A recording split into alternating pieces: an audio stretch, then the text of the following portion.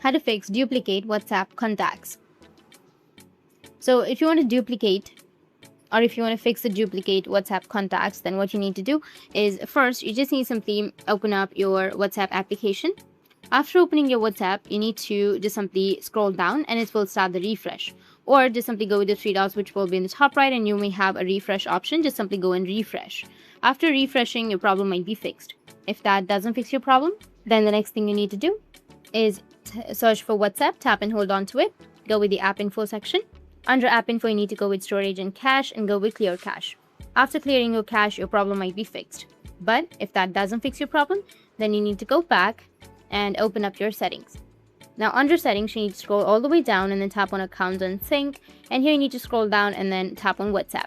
Now here you need to tap on WhatsApp again. And here you need to turn off the sync. Just wait for a few seconds and then again turn it on. And in this way, you'll be able to fix your duplicate WhatsApp contacts. And if you have any questions, feel free to comment below. Thanks for watching.